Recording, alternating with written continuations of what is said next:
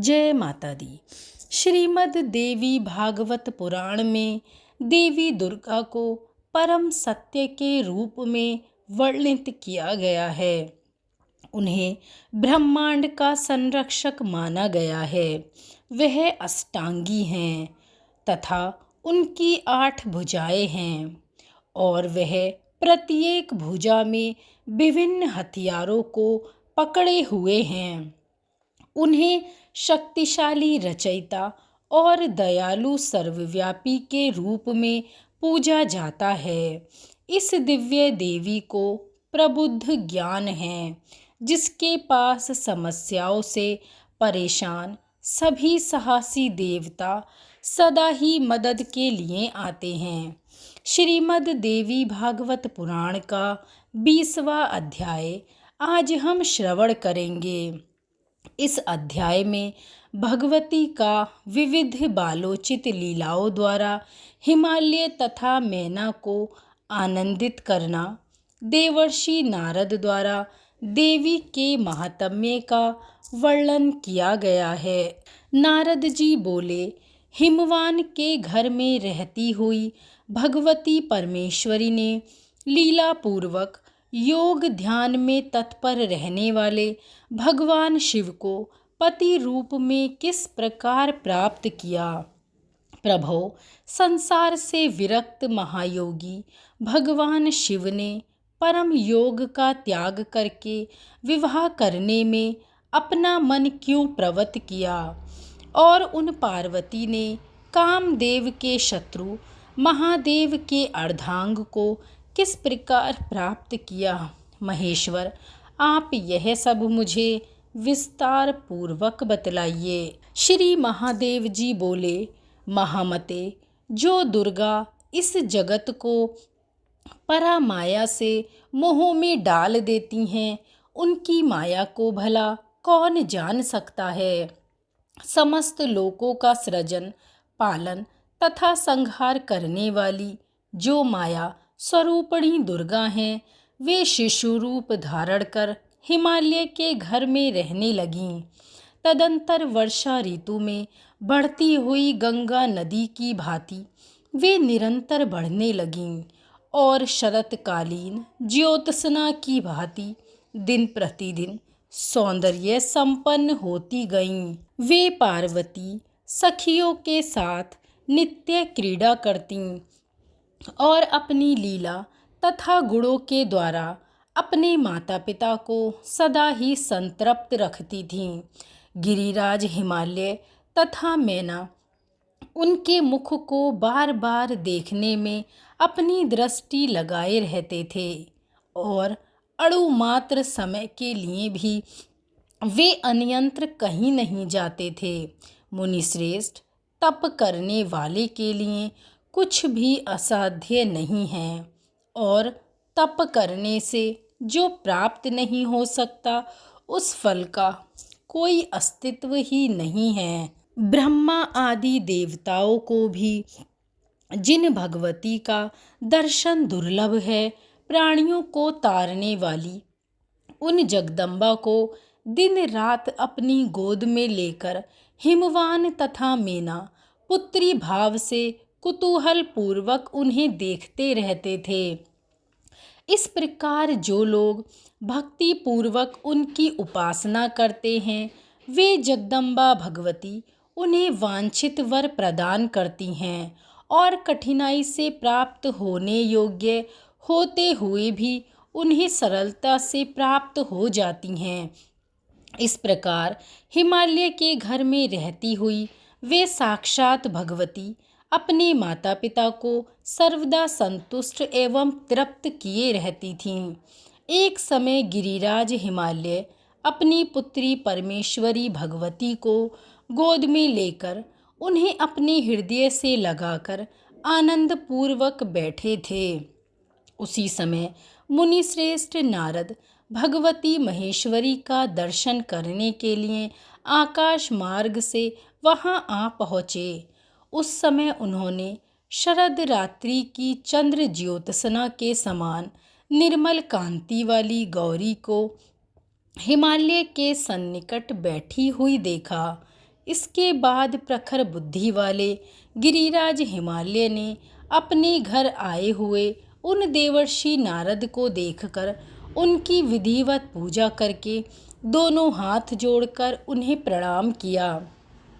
तत्पश्चात आसन पर विराजमान होकर नारद मुनि ने पर्वतराज हिमालय को हर्षित करते हुए उनसे कहा, गिरिराज, मैंने जो आपसे कहा था कि साक्षात आदि स्वरूपणी प्रकृति आपकी पुत्री रूप में उत्पन्न होंगी, अब तो आप उन्हें जान ही गए होंगे।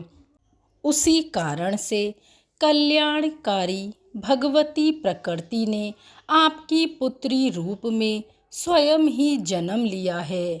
ये प्रेमवश शंभु के अर्धांग को ग्रहण करके उनकी भार्या के रूप में प्रतिष्ठित होंगी। वे शंभु भी इन्हें छोड़कर किसी दूसरी स्त्री के साथ विवाह नहीं करेंगे। गिरिश्रेष्ठ, भगवान शिव इन्हीं के द्वारा अर्धनारीश्वर कहे जाएंगे।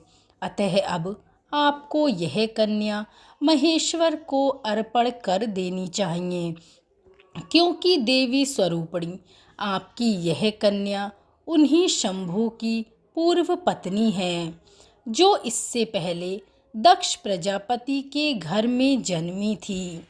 महामते, इन दोनों में जैसा परस्पर प्रेम होगा, वैसा प्रेम किसी भी पति पत्नी में ना तो हुआ है और ना ही होगा। भगवान शिव इन्हीं की शक्ति से देवताओं के अनेक कार्य संपन्न करेंगे। इन भगवती का पुत्र भी महान बलशाली तथा पराक्रमी होगा, जिसके समान बलवान योद्धा ना तो हुआ है और ना ही होगा। अतः आप किसी अन्य को यह कन्या देने का मन ना बनाइए। नारद मुनि के यह वचन सुनकर गिरिराज हिमालय ने उनसे कहा, सुना जाता है कि देवताओं के लिए भी अगोचर वे महेश्वर अनासक्त तथा महान योगी हैं और उन्होंने कठोर तपस्या भी की है। निर्विकार ब्रह्मा में सर्वदा अपना चित्त लगाए रखने वाले वे निश्चल शिव अपने अंतकरण में केवल परम ब्रह्मा को ही देखते हैं। वे बाहर की ओर दृष्टि नहीं डालते हैं। उन महेश्वर के ऐसे स्थिर चित्त को विचलित करने में भला कौन समर्थ हो सकता है। फिर वे मेरी इस कन्या को पत्नी रूप में कैसे स्वीकार करेंगे। नारद जी बोले, पर्वत श्रेष्ठ, आप उस विषय में कुछ भी चिंता ना कीजिए। जिस तरह से उनका ध्यान भंग होगा उसको सुनिए। असुरराज तारकासुर ने मंदांध होकर सभी देवताओं को बंधु बांधवों सहित जीतकर इंद्र का राज्य छीन लिया है। उसी प्रकार वह तारकासुर अन्य देवताओं के भी अधिकार बलपूर्वक छीनकर ब्रह्मा जी के द्वारा दिए गए वर के अनुसार तीनों लोकों का एकमात्र अधिपति बन बैठा है। ब्रह्मा जी ने भगवान शिव के अमित तेजस्वी औरस पुत्र के द्वारा उस दुरात्मा की मृत्यु होना सुनिश्चित किया है। इसीलिए ब्रह्मा जी के आदेश अनुसार इंद्र आदि सभी देवता अत्यंत सावधानी पूर्वक महादेव जी को विमोहित करने के लिए प्रयत्नशील होंगे। पर्वत श्रेष्ठ, ये सभी कार्य केवल निमित्त भर एवं लौकिक ही होगा। वास्तविकता तो यह है कि आपकी यह पुत्री ही महादेव जी को सम्मोहित करेगी। आपकी यह कन्या जगत को मोहित करने वाली महामाया है, विष्णु को सम्मोहित करने वाली लक्ष्मी है और शिव को सम्मोहित करने वाली शिवा है। महान योगी वे महाकालेश्वर स्थिर चित्त से समाधि में स्थित होकर अपनी अंतर्यामिनी प्रिया महाकाली का दर्शन करते हैं और इन्हीं के लिए वे आत्मस्वरूप में मन को स्थिर करके निरंतर तपस्या कर रहे हैं। इन्हें पुनः पत्नी रूप में प्राप्त करके वे योग मुक्त हो जाएंगे। पुनः वे शंकर ध्यान योग के बल से शीघ्र ही यह जानकर कि ये ब्रह्म स्वरूपिणी सनातनी भगवती आपके घर में उत्पन्न हुई हैं, आपके शिखर पर तप करने के लिए निश्चित रूप से आएंगे। श्री महादेव जी बोले, गिरिराज हिमालय से ऐसा कहकर वे नारद मुनि तत्काल आकाश मार्ग से होते हुए मध्यकालीन सूर्य के समान प्रभा वाले अपने स्थान के लिए प्रस्थित हो गए। इस प्रकार श्री महाभागवत महापुराण के अंतर्गत महादेव नारद संवाद में 20वां अध्याय पूर्ण हुआ। बोलिए जगत जननी सर्वव्यापी सर्वशक्तिमान माँ दुर्गा की जय।